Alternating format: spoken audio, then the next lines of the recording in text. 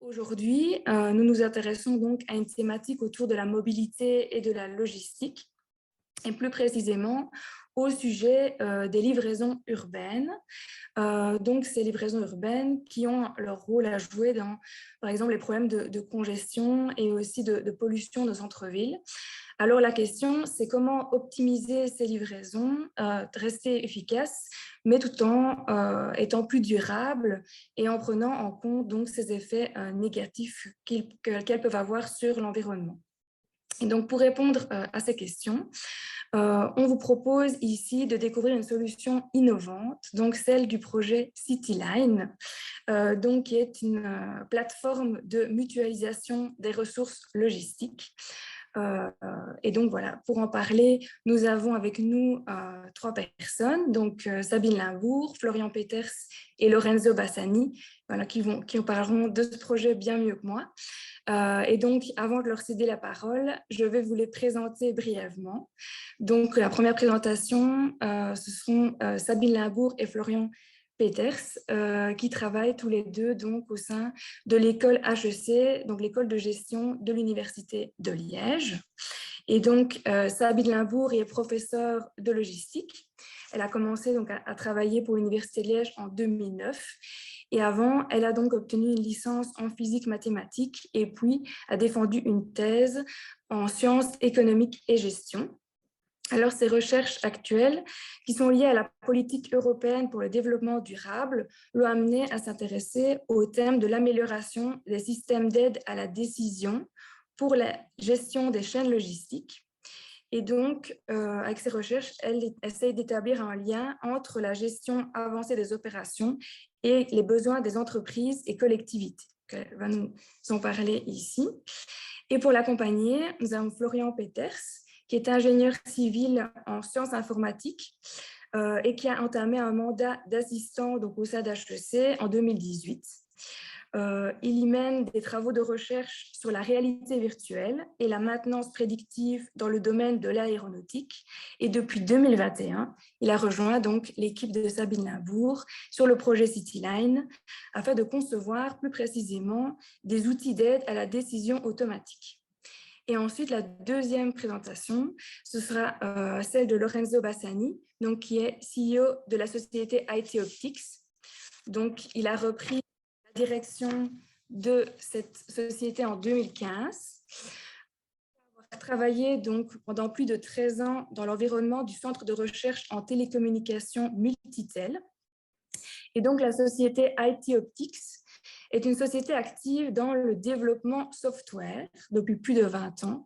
Et ici, elle étend ses activités en se positionnant comme éditeur logiciel pour la solution Xeolis, donc, qui est une plateforme collaborative ayant pour objectif de digitaliser les processus métiers liés aux ressources logistiques, avec un axe privilégié donc, sur les processus logistiques justement des livraisons.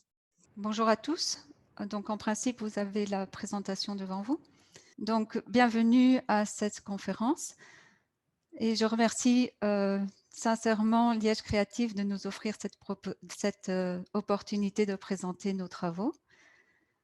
Alors, j'ai le plaisir de débuter cette présentation du projet Cityline. C'est un projet qui est financé par la région Wallonne.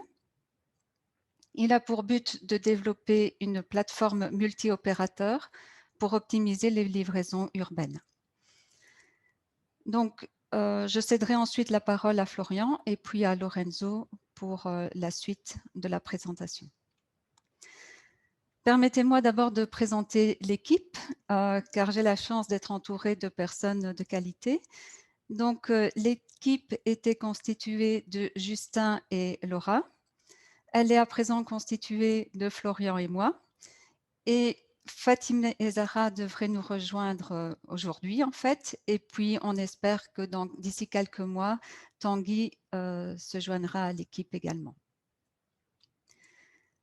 La présentation, elle sera structurée comme suit. Donc, je présenterai brièvement le projet Cityline, puis je poserai les bases de la logistique collaborative. Je passerai ensuite au modèle bi-objectif en expliquant comment les impacts environnementaux ont été estimés. Et Florian poursuivra avec les solutions avant de conclure avec les prochaines étapes du projet. Donc, CityLine est une initiative de logistique collaborative en Belgique et plus précisément en Wallonie. Donc, le projet vise à faire collaborer différents opérateurs logistiques qui vont du transport via des vélos cargo jusqu'au camion, du transport par camion.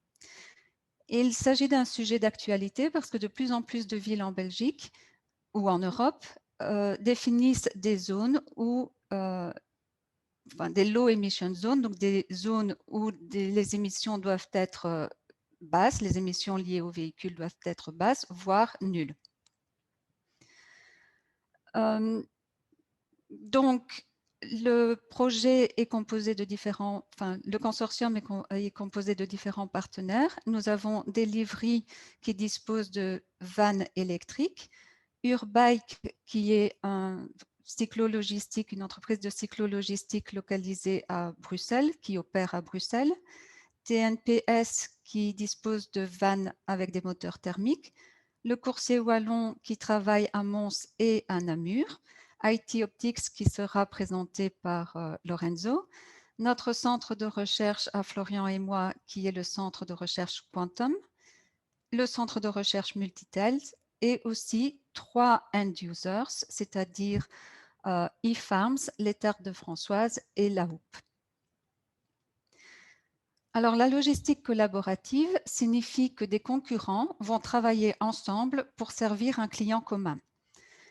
Alors, ce partenariat, il peut offrir des avantages tels que la réduction des coûts, l'amélioration de l'efficacité du transport via la maximisation de l'utilisation des ressources ou encore l'extension de la zone de service. Si on pense par exemple aux coursiers wallons, leur zone de service est Namur et grâce à une collaboration, ils pourraient offrir des services entre Namur et Bruxelles, par exemple. D'un autre côté, la collaboration, elle s'accompagne aussi de risques tels qu'un partage déséquilibré du pouvoir ou un partage déséquilibré de l'information. Une répartition qui peut être difficile, donc une répartition des coûts ou des bénéfices, et la sélection des partenaires, aussi bien à ajouter, à inclure dans le projet ou éventuellement à exclure. Donc notre objectif, il est double parce qu'on désire offrir un prix compétitif tout en minimisant l'impact environnemental. Alors, pour cela, la partie environnementale a été confiée à Justin, qui est ingénieur civil en chimie et qui travaille dans le groupe d'Angélique Léonard. Donc, Justin s'est intéressé, on a confié l'étude de l'impact environnemental et il a fait une analyse de cycle de vie pour estimer les émissions liées au transport, mais aussi les émissions qui sont liées à la construction et au recyclage des véhicules utilisés. Donc, par exemple, un véhicule électrique ne va pas émettre de CO2 pendant son utilisation, mais il va émettre du CO2 pendant sa construction ou pendant le recyclage ou pendant la production de l'énergie électrique qui lui sera nécessaire par la suite. Donc, une analyse de cycle de vie, c'est une méthode qui est multi-étape car elle prend en compte tout le cycle de vie et c'est aussi une méthode multicritère car elle évalue les émissions de CO2 mais aussi d'autres impacts possibles comme la formation d'ozone, l'acidification ou la raréfaction des ressources. Donc, cela permet de prendre en compte et de prendre conscience qu'il peut y avoir des reports d'un impact sur un autre que l'on ne souhaite pas, par exemple. Donc, dans notre étude ici, on s'est concentré essentiellement sur les équivalents en termes de CO2 et les équivalents en termes de NOx. Alors, en termes de CO2, parce que c'est lié au réchauffement climatique, et en termes de NOx, parce que c'est fortement lié à la santé humaine. Alors, on voit que si l'on désire livrer 300 kg, par exemple, ici nous avons 300 kg, la solution préférée est le vélo, aussi bien en termes de CO2 qu'en termes de NOx. La solution suivante peut être le véhicule électrique.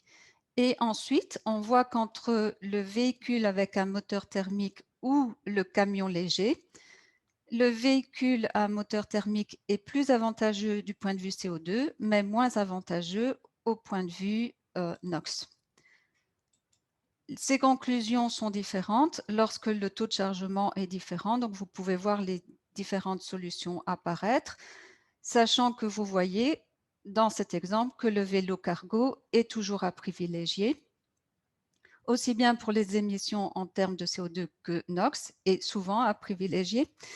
Par contre, si on devait avoir une charge de 3000 kg comme ici, et que cette charge ne pourrait pas être scindée en plusieurs véhicules, on voit que dans ce cas-là, un camion léger, donc les camions légers peuvent transporter jusqu'à 3500 kg, donc là on est proche de la capacité maximale. On voit que dans ce cas-là, utiliser un camion léger a tout son sens. Alors, ceci représente exactement les mêmes résultats que dans la diapositive précédente, si ce n'est que l'on s'est concentré, donc ces résultats ne fournissent que les émissions en CO2 équivalent. En bleu, nous voyons les vélos, les émissions émises par les vélos cargo qui peuvent transporter jusqu'à 250 tonnes au maximum.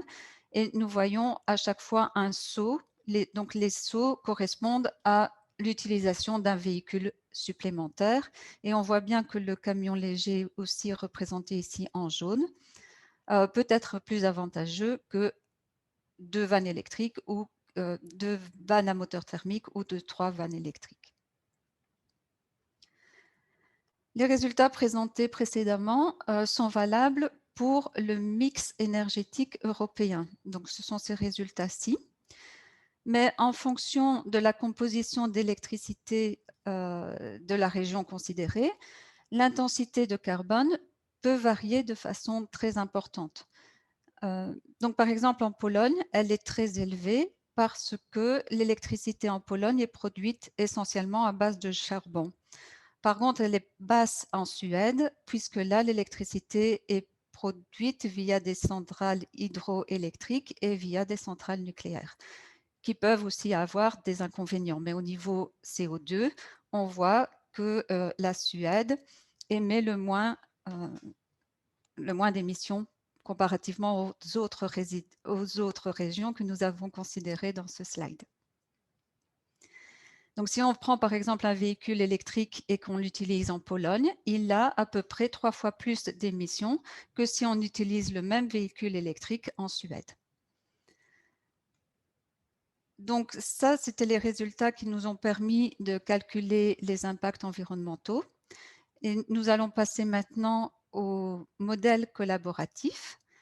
Alors, pour pouvoir modéliser ces relations, nous devons obtenir des différents opérateurs leur offre en termes de services.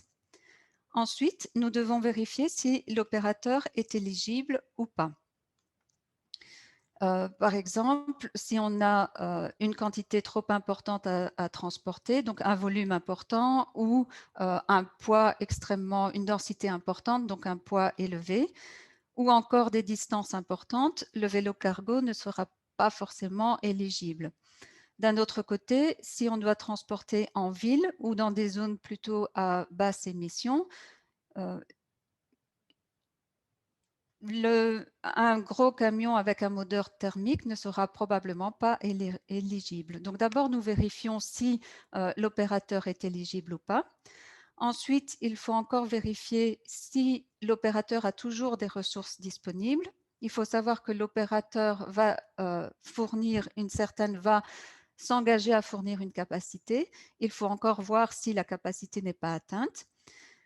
Alors, si cette capacité n'est pas atteinte, alors il faudra vérifier il faudra plutôt calculer quelle sera la meilleure solution en termes de coût, donc du point de vue économique, mais aussi du point de vue environnemental. Et les solutions qui ont été étudiées vont être maintenant présentées par Florian. Merci Sabine. Donc, alors comme Sabine vient de l'expliquer, donc on demande en fait à toute une série d'opérateurs de donner des garanties en quelque sorte sur les ressources à allouer à la plateforme. Donc, cette formalisation en quelque sorte est faite via ce qu'on appelle des contrats cadres qui donnent en fait vraiment des garanties un petit peu sur papier des ressources pour chacun des opérateurs. Et donc, sur base de ces contrats cadres, on peut en découler un autre concept qui est le concept de service. Et un service, c'est défini en fait comme une connexion entre deux zones géographiques d'une manière générale, qui peuvent être des codes postaux, des zones bien définies via un geofencing, ou même simplement des points fixes comme des dépôts. Et donc, sur base de ces services, en fait, ça va nous permettre de faire un modèle abstrait, si l'on veut, d'un graphe géographique, en fait. Donc, je m'explique. Les services peuvent être imbriqués les uns dans les autres, un peu comme des Legos, afin de pouvoir desservir certaines zones. Donc, c'est ce qui est représenté ici sur la figure, où en fait, pour générer tous ces itinéraires faisables, on va simplement regarder tous les services qui sont disponibles en partant d'une certaine zone et essayer de les combiner pour arriver à la zone de destination. Et donc, dans la figure ici, par exemple, on a un service qui serait simplement de partir de A vers B avec un opérateur, ou alors un itinéraire alternatif serait de simplement utiliser l'opérateur pour amener à un dépôt, et de ce dépôt, utiliser un deuxième opérateur, cette fois-ci représenté en jaune, qui servirait alors le last mile, entre guillemets, vers la zone B. Et en fait, le modèle permettrait de générer tous ces itinéraires faisables. Et après, il reste encore la question de comment est-ce que j'affecte concrètement les différentes livraisons à ces itinéraires. Donc, quel facteur est-ce que j'analyse et pourquoi est-ce que je choisis cet itinéraire-là plutôt qu'un autre? Et donc, c'est là qu'on doit calculer ces critères économiques et environnementaux.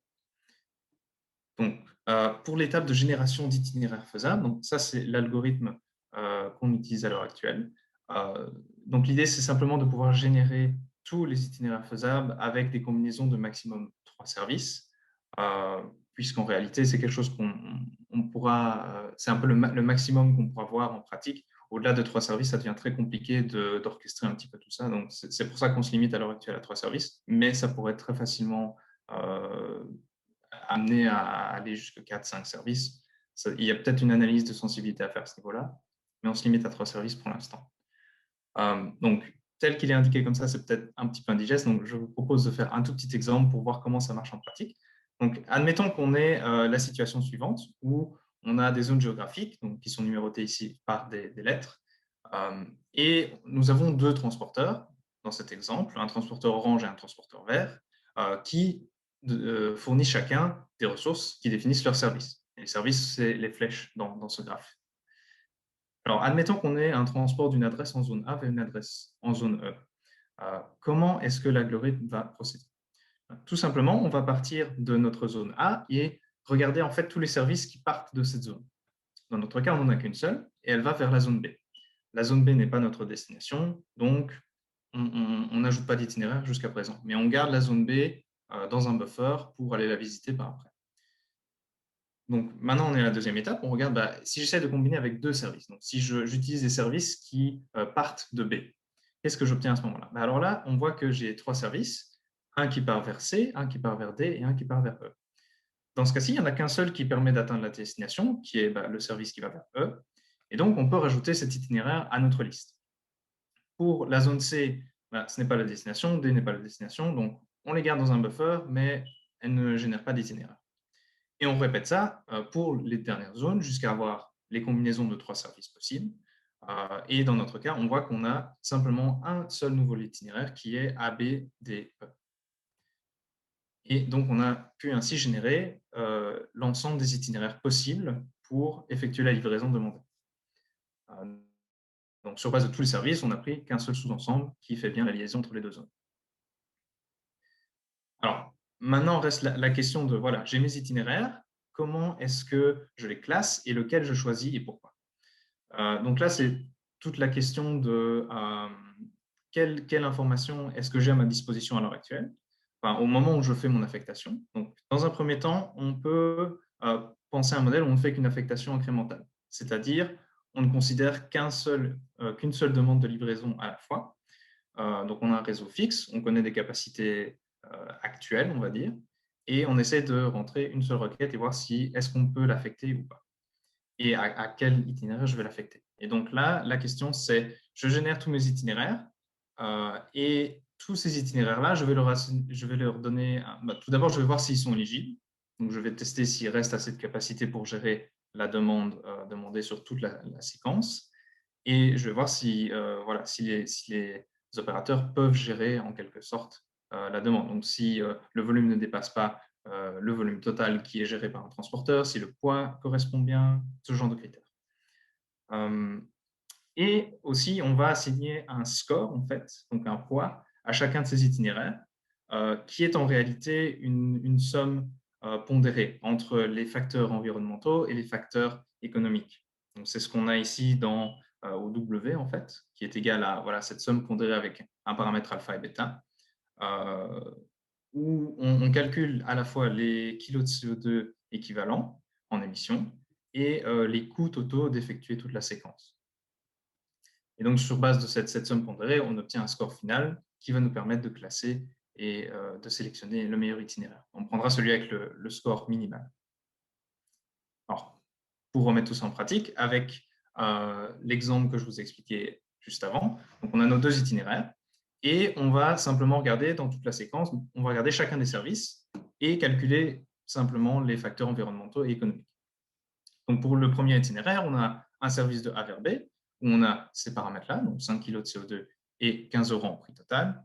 Et pour de B vers E, on a cette fois-ci 35 kg de CO2 équivalent et 15 €. Ceci est un exemple tout à fait arbitraire, mais c'est quelque chose qui représente une dynamique qu'on voit en pratique. Et donc, on fait le bilan total sur la séquence de service et on obtient 40 kg de CO2 équivalent pour 30 € de coût économique. On peut faire la même chose pour l'autre itinéraire. Donc, on a cette fois-ci le même service A vers B pour la même livraison, donc les prix ne changent pas et les facteurs environnementaux non plus. On a la même chose pour B vers D. On a un autre service, donc 2 kg de CO2 et 5 € en coût économique. D vers E, 8 kg de CO2 équivalent, 25 € et on obtient un autre bilan. Alors là, maintenant, la question de ces fameux paramètres alpha et bêta qui vont fortement influencer la prise de décision. Donc, si on prend par exemple les facteurs alpha à 1 et bêta à 0, c'est-à-dire on ne considère que les facteurs environnementaux, alors c'est très clairement le deuxième itinéraire qui gagne, puisqu'il est à 15 kg de CO2 équivalent contre 40 kg de CO2 équivalent. Si par contre on inverse la tendance et qu'on prend l'autre extrême avec bêta à 1 et alpha à 0, on ne considère plus que les facteurs économiques, et donc là c'est très clairement le premier qui gagne, puisqu'il est 15 € moins cher. Et donc, c'est cette fameuse question de bi-objectif où, selon l'importance qu'on accorde à l'un ou l'autre facteur, on va potentiellement prendre des décisions qui sont fortement différentes. Alors, il nous reste encore une troisième étape. Donc là, c'était pour tout ce qui était l'affectation incrémentale, dont je ne considère qu'un seul colis à la fois. Mais l'avantage de CityLine, c'est qu'on peut emmagasiner pas mal de demandes de livraison. Et le gros problème avec l'affectation incrémentale, c'est que ça va donner un optimum qui est local. C'est-à-dire qu'il ne prend pas en compte toute l'information et donc forcément, il y aurait peut-être moyen de réagencer un petit peu les livraisons qu'on a déjà affectées au réseau pour trouver un optimum un peu meilleur. Et donc, c'est là qu'on peut commencer à discuter de la consolidation de colis ou considérer les trois livraisons ici séparément avec les scores. On peut reformuler le problème sous forme d'un problème d'assignment, en fait, où ça va nous donner en réalité un graphe orienté dans lequel chacune des arêtes représente une livraison possible pour un transport possible, une séquence de transport possible pour une livraison donnée. Et le poids de cette arête est en réalité le score qu'on a calculé précédemment. Et donc, l'idée, cette fois-ci, ce sera de considérer toutes les livraisons en parallèle, en même temps, et de prendre celle avec la somme des arêtes qui sera la plus faible possible pour avoir un minimum global. Et donc ça, il existe des techniques de modélisation et de programmation pour justement essayer de trouver un meilleur optimum. Et c'est sur ce quoi on se penche à l'heure actuelle. Alors, on va reprendre un petit peu de recul par rapport à tout ça. Donc, je vous ai parlé de la modélisation, etc. Mais comment est-ce que la plateforme va-t-elle fonctionner réellement en pratique? Donc, si on prend une vue un peu vue du dessus, Donc, on a notre plateforme qui peut communiquer avec des transporteurs qui vont en réalité alimenter cette plateforme à l'aide de définitions de contrats cadres, ce qui nous donne des services. La plateforme, une fois qu'elle aura emmagasiné pas mal de services, c'est des définitions, elle va pouvoir générer du coup ce modèle abstrait sur lequel elle peut raisonner. Elle permettra également de communiquer avec un utilisateur qui va l'alimenter avec des demandes de chargement. Et là, le job, entre guillemets, de la plateforme sera de simplement dire, sur base d'une demande de chargement, est-ce que je suis capable de traiter ou pas cette nouvelle demande? Donc là, elle renverra simplement un OK, pas OK. Et si c'est pas OK, voilà, l'utilisateur peut reformuler sa demande et ajuster un petit peu son chargement. Si c'est OK, par contre, elle emmagasine la livraison, mais elle ne va pas l'affecter directement. Elle va emmagasiner pas mal de demandes de livraison jusqu'à ce qu'elle puisse faire sa consolidation et ainsi générer un meilleur optimum global. Et c'est à ce moment-là qu'on a l'optimum global qu'on envoie effectivement les demandes de livraison aux transporteurs, de manière à garantir un optimum un peu meilleur. Et donc, dans la présentation que je vous ai faite, donc la génération d'itinéraires, c'est au niveau du modèle abstrait. Donc, quand je connais pas mal de services, je peux alors calculer, selon une origine et une destination, tous les itinéraires faisables en combinant mes services. Pour l'affectation incrémentale, ce sera plutôt utilisé pour donc, la communication avec l'utilisateur simplement. Puisque là, il faut que je puisse répondre rapidement et que je puisse lui dire si oui ou non je peux gérer sa demande de chargement. Donc, c'est là que l'affectation incrémentale peut être utilisée. Et puis, pour la consolidation de colis, comme je vous l'ai dit, c'est pour, une fois qu'on a fait cette étape-là, on peut envoyer les transports effectués. Donc, tout ça, c'était pour la partie un petit peu modélisation, abstraction. Mais en réalité, cet échange d'informations, ce partage d'informations est quelque chose d'assez complexe en réalité. Et ça, ce sera tout le sujet de Lorenzo qui vous montrera tout ça en détail. Donc, comment est-ce qu'on fait pour échanger des informations entre la plateforme, les transporteurs, la plateforme, les utilisateurs et les standards qui sont utilisés à ce niveau-là. Alors, pour conclure, donc, toutes les étapes, donc, pour les prochaines étapes, tout ce qui est impact environnementaux, c'est... Je ne sais pas si tu veux reprendre la parole, Sabine. Oui, oui, merci. Donc, tous les impacts environnementaux, on a étudié pour 4 véhicules types. Et si jamais on doit utiliser d'autres véhicules, on ne refait pas toute l'analyse de cycle de vie. On va sélectionner le véhicule qui correspond mieux parce qu'il y a probablement pas une infinité, évidemment, mais il y a énormément de types de véhicules qui peuvent être utilisés. Donc, on considère que l'impact environnemental a été évalué de façon suffisante. Au niveau de la génération des itinéraires, comme Florian l'a expliqué, la génération d'itinéraires, elle a été effectuée sans vraiment prendre en compte encore l'aspect temporel. Donc, on a juste regardé si les chemins étaient faisables, mais pas encore comment en réalité ça allait se passer. Donc, il faut améliorer la génération de ces itinéraires. Au niveau de l'affectation, on a utilisé une méthode incrémentale, comme aussi Florian l'a expliqué. C'est une méthode très simple, donc elle a pu être vite mise en œuvre, ce qui a permis de pouvoir vérifier que cela fonctionne.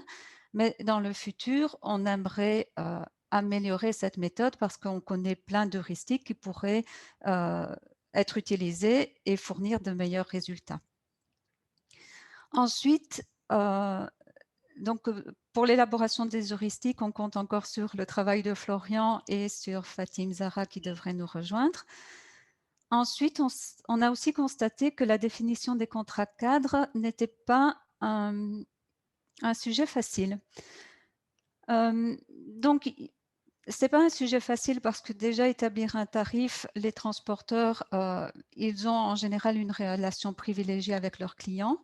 Ici, dans le cadre de CityLine, on demande aux transporteurs de s'engager à réserver une capacité. Et d'un autre côté, il faudrait respecter l'équilibre entre les différentes parties et cet équilibre pourrait être respecté, par exemple, si CityLine s'engage à son tour à confier une partie des flux aux différents transporteurs. Et donc ça, la définition des contrats cadres, ça serait Tanguy qui va nous rejoindre, qui devrait s'y atteler. Et toutes ces considérations et toutes ces réflexions nous mènent à penser que l'utilisation de la théorie des jeux pourrait être super importante.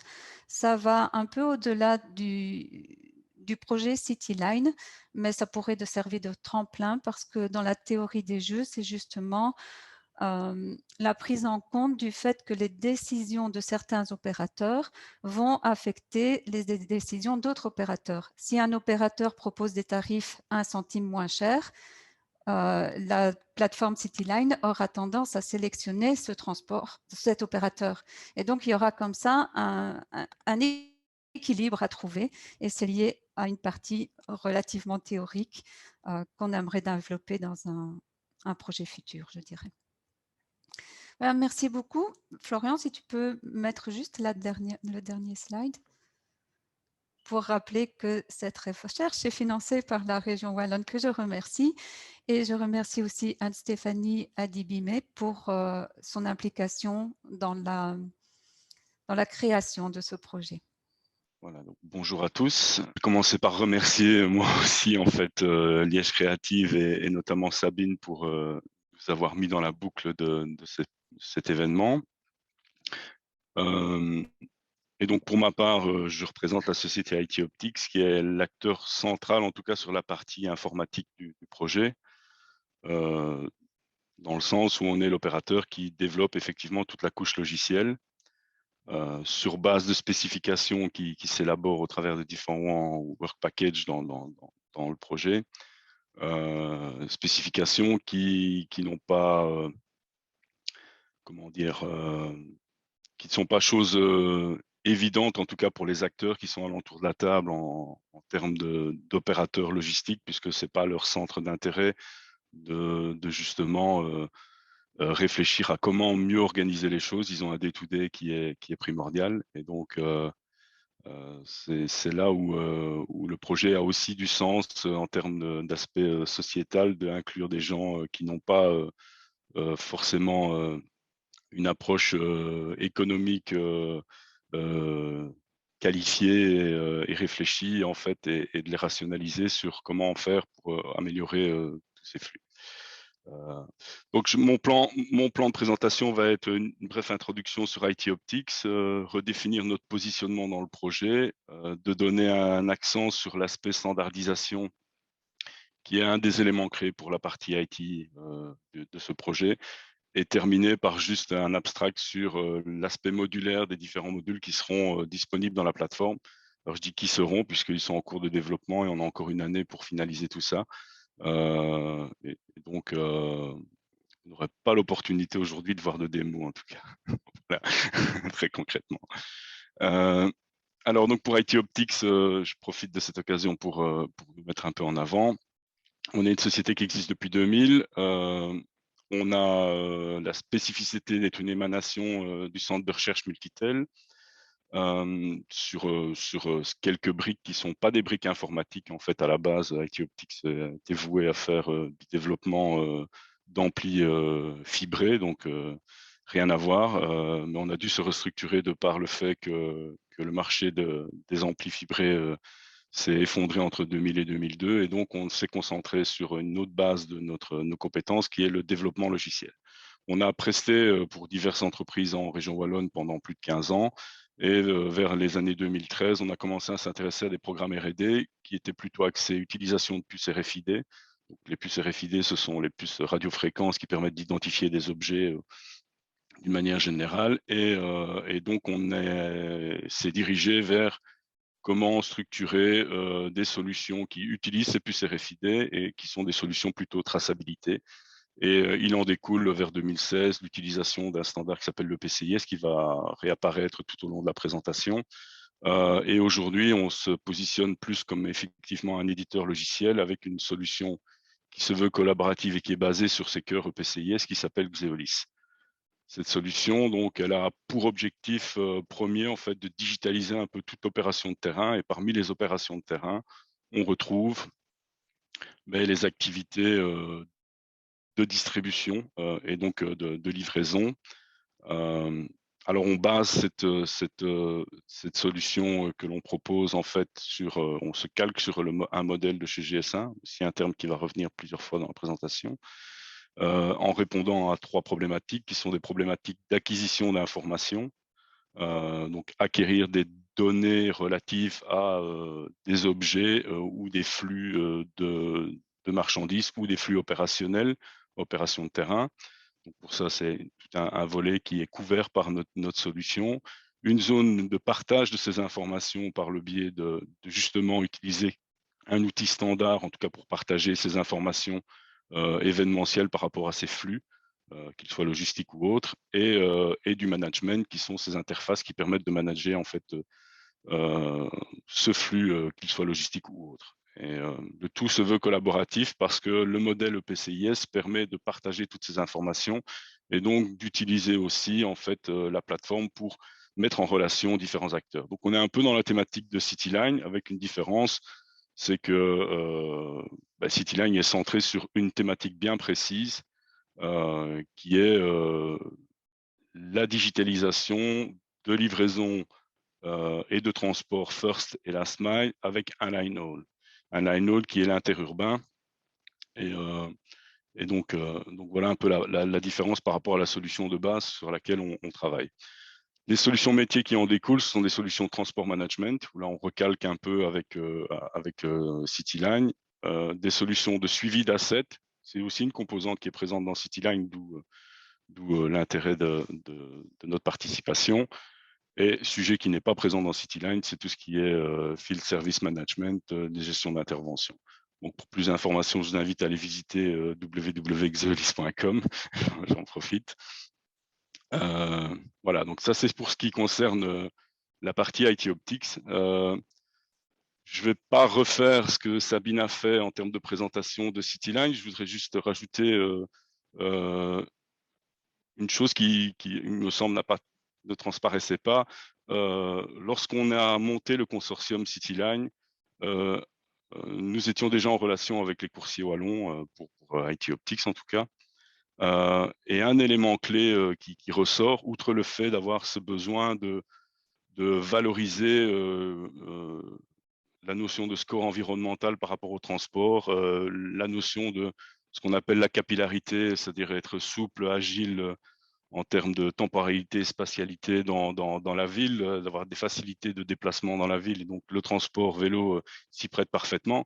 Outre cette valorisation-là, il y a une composante qui transparaissait aussi pour les opérateurs de terrain en urbain, c'est leur difficulté en fait de capter autre chose que des transports qui restent en intra-urbain.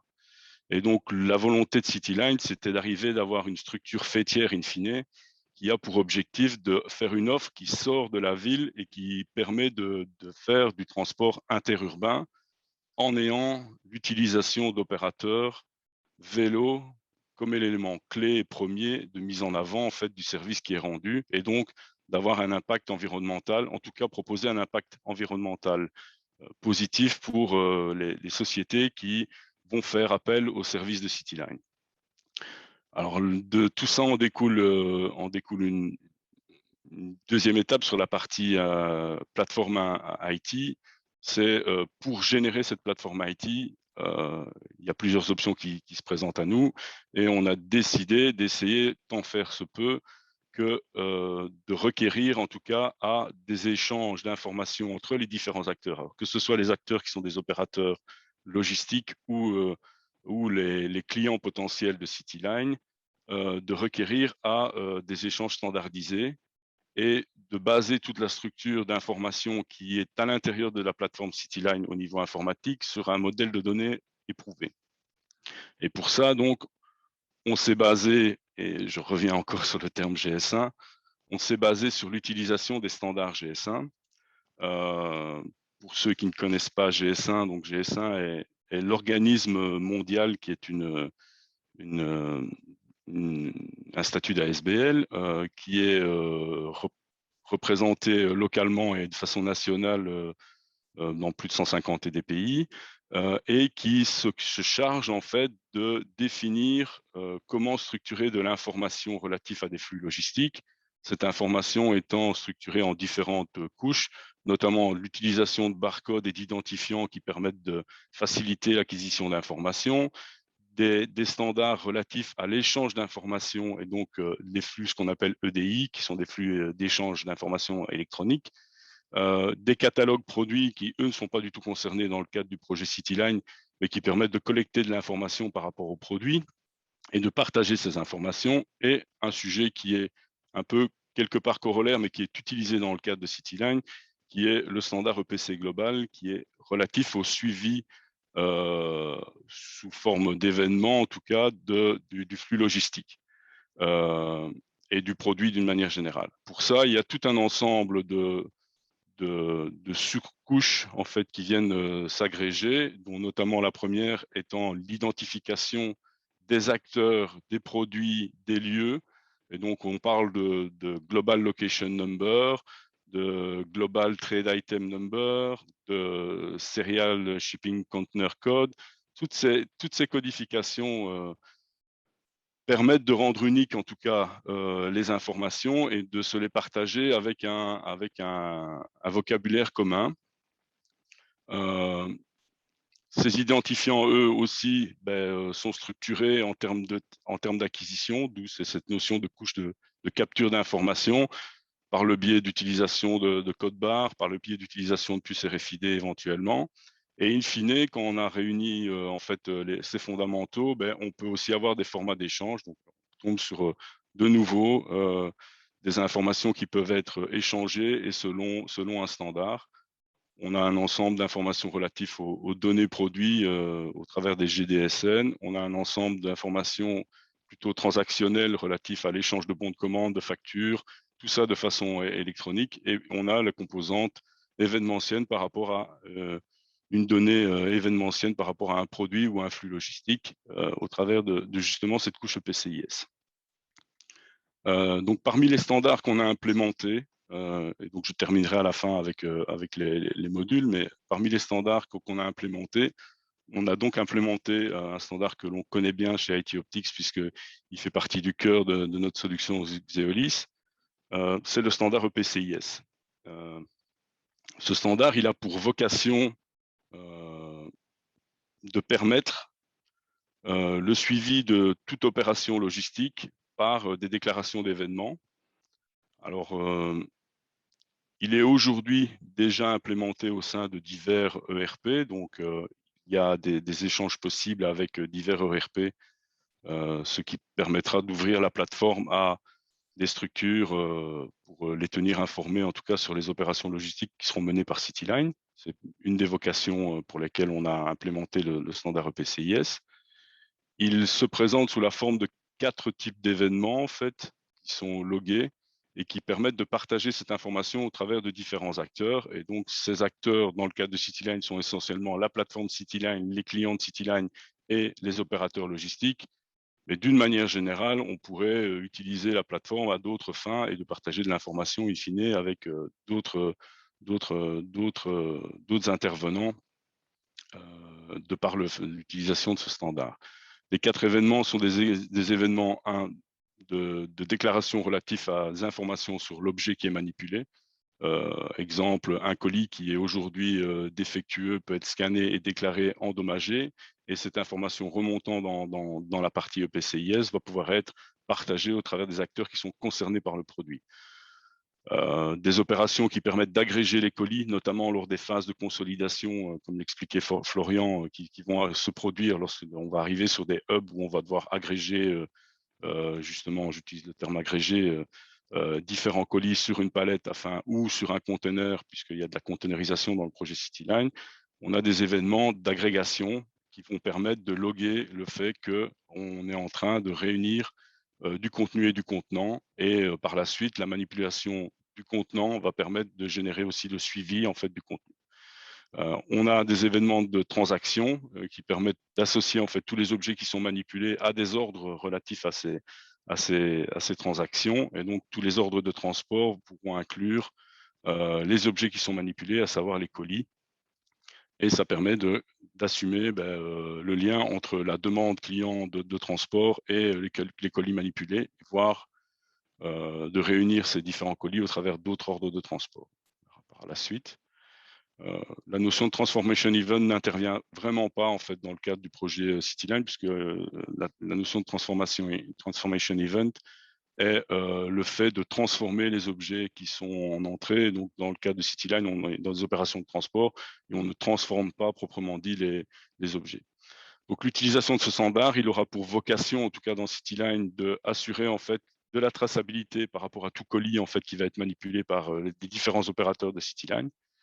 Il y aura vraisemblablement, parce que tous les opérateurs ne seront pas conformés, en tout cas au standard EPCIS, donc il y aura forcément des gaps en fait et des trous de traçabilité, mais tant faire se peut, la plateforme permettra d'assurer un certain niveau de traçabilité grâce à l'utilisation de ce standard, et notamment pour tous les opérateurs qui vont se conformer au standard. Information complémentaire, en fait, ça permet d'agréger notamment des données par rapport aux objets manipulés, donc, qui sont par exemple les colis. À partir du moment où on a des enregistreurs de température, exemple des enregistreurs de température qui sont positionnés dans des zones frigo au sein de Hub, on va pouvoir agréger, de par la déclaration d'information d'entrée d'un colis dans cette zone frigo, la courbe de température qui est associée au colis. Et de même, il va en être de même pour des opérations de transport sur lesquelles on aurait des capteurs, des balises qui vont loguer des informations de température, et toutes les marchandises manipulées au travers de ce transport vont pouvoir hériter de ces courbes de température. Et donc, c'est une méthodologie qui permet de répondre à des problématiques de transport en température dirigée. D'où l'intérêt du standard aussi dans le cadre du projet Cityline, puisqu'il y a une composante au travers des acteurs qui sont les end-users à l'entour de la table, qui se font du transport agroalimentaire et pour lesquels il y a des contraintes de température à respecter. L'autre élément en termes de standards implémentés, c'est ce qui s'appelle le Logistic Interoperability Model. Alors, ce standard aussi promu par GS1, en fait, est le standard qui va permettre de définir un ensemble de données qui caractérise en fait la relation entre un fournisseur de services logistiques et un acheteur de ce service logistique. L'acheteur du service logistique dans le cadre de Cityline, c'est essentiellement Cityline qui achète en fait des services logistiques à ses opérateurs partenaires. Toujours est-il que pour établir cette relation-là, c'est poser la réflexion de comment structurer les données qui permettent justement de modéliser ce que Florian a identifié comme étant le contrat cadre. Mais bien au-delà du contrat cadre, c'est aussi toutes les méthodologies qui permettent de mettre à jour ce contrat cadre, d'une part. Et donc ça, ce sont les deux premiers éléments parmi les processus métiers qui sont gérés par le standard. C'est la partie Interoperation Agreement et Master Data Alignment. Et puis vient en fait une autre partie de centres d'intérêt qui sont aussi managés par le standard, c'est-à-dire la déclaration des différents types de services logistiques que l'on peut gérer au travers de ce standard. La planification, où là intervient typiquement en fait les résultats que les modules développés par l'équipe Quantum vont permettre de dispatcher ces ordres de transport. Et donc j'ai pris un exemple de comment dire de diagramme de séquence entre les différents messages échangés entre, d'une part, ce qui serait l'acheteur du service logistique qui est Cityline et le prestataire logistique, à savoir qu'on envoie une demande de transport sous la forme d'un transport instruction, on obtient forcément une réponse et ainsi de suite. Voilà. Donc tout ça est modélisé, et pour ceux qui désirent avoir de l'information plus précise, sur le site de GS1, en tapant LIM, vous allez retrouver toutes les specs qui permettent d'implémenter ce genre de choses. Et pour ceux qui auraient des questions bien précises sur le sujet, il y a des guidelines d'implémentation qui sont fournis et qui sont assez sympas sur un site autre que je n'ai pas indiqué, que j'aurais dû indiquer, qui s'appelle le SINTEF. Donc, en aparté, si vous voulez avoir plus d'infos, je serai à votre disposition. Voilà. Et donc, l'objectif de l'implémentation de ce standard, c'est essentiellement de répondre à la problématique de comment structurer les informations qui vont transiter par la plateforme et faire en sorte que, tant faire se peut, en fait, elles répondent à quelque chose de prédéfini aujourd'hui, quelque chose qui est en train de s'implémenter. C'est-à-dire que les flux EDI sont déjà préexistants dans pas mal d'entreprises aujourd'hui. C'est des choses génériques. Le GS1 XML est en phase d'adoption par pas mal d'entreprises aussi. Donc, ça permettra, in fine, de rendre CityLine interopérable avec pas mal d'autres acteurs. Voilà.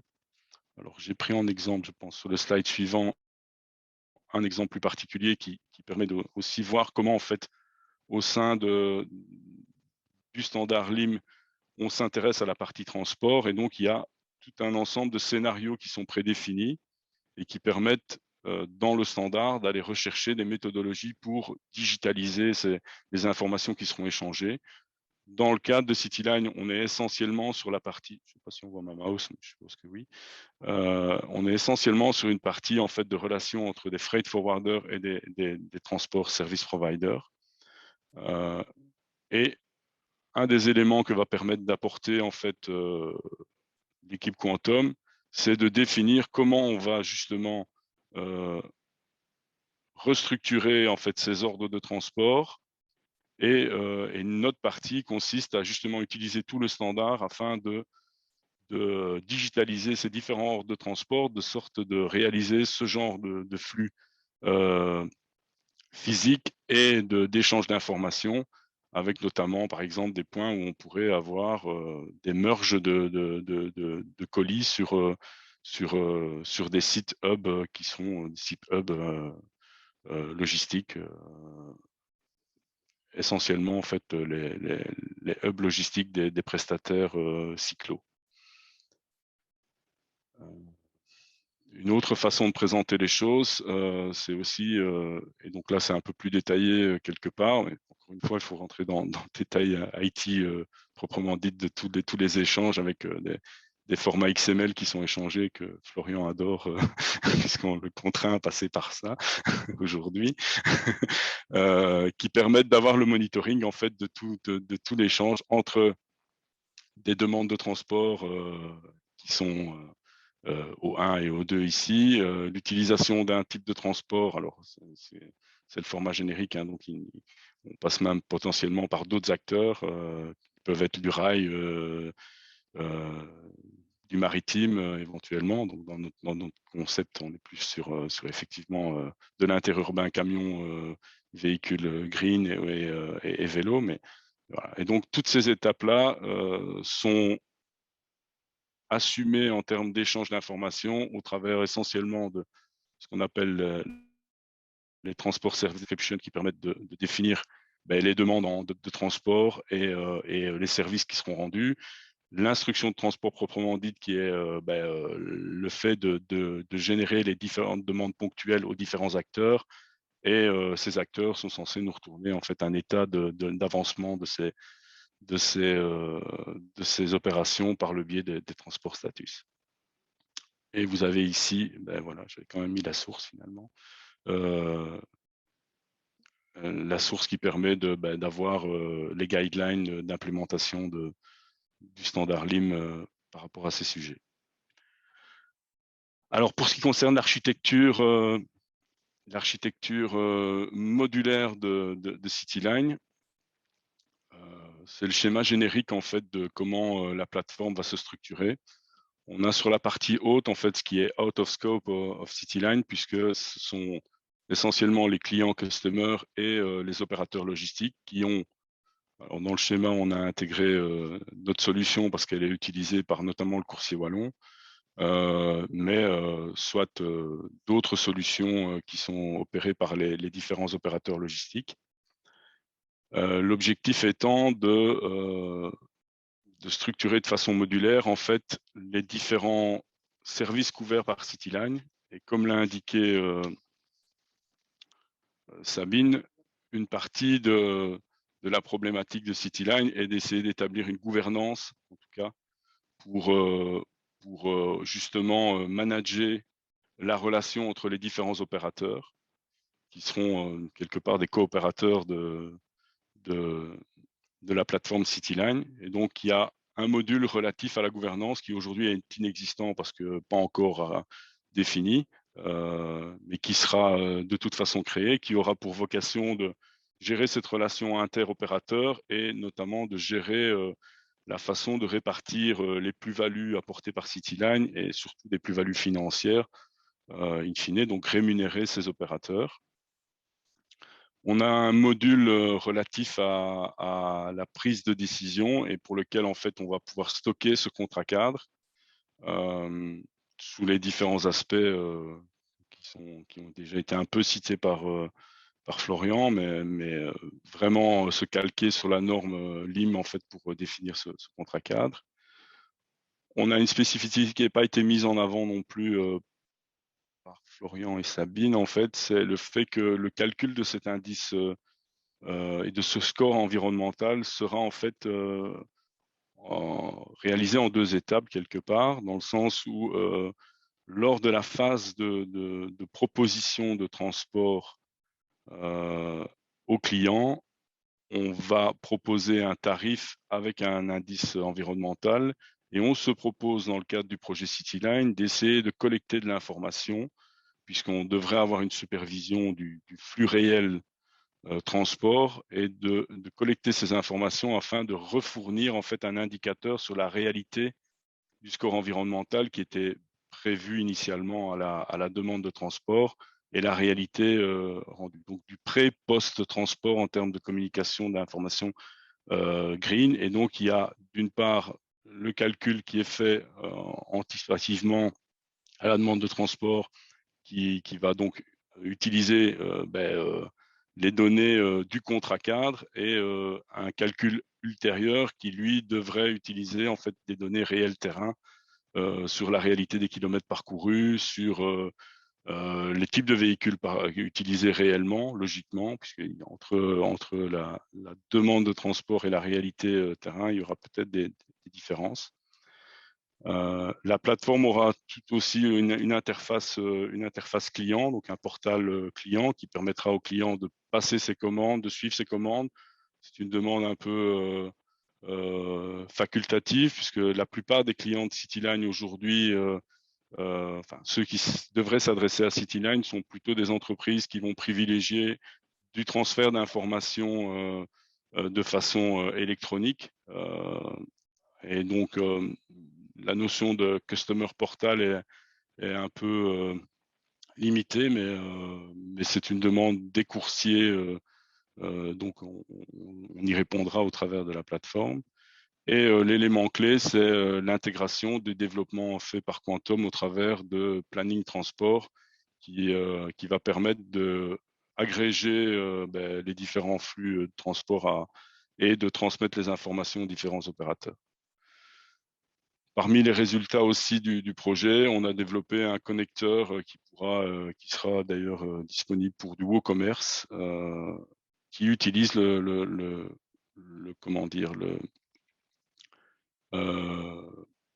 protocole LIM, voilà, afin de alimenter soit Cityline, mais alimenter peut-être d'autres plateformes qui auraient comme porte d'entrée les messages EDI du LIM.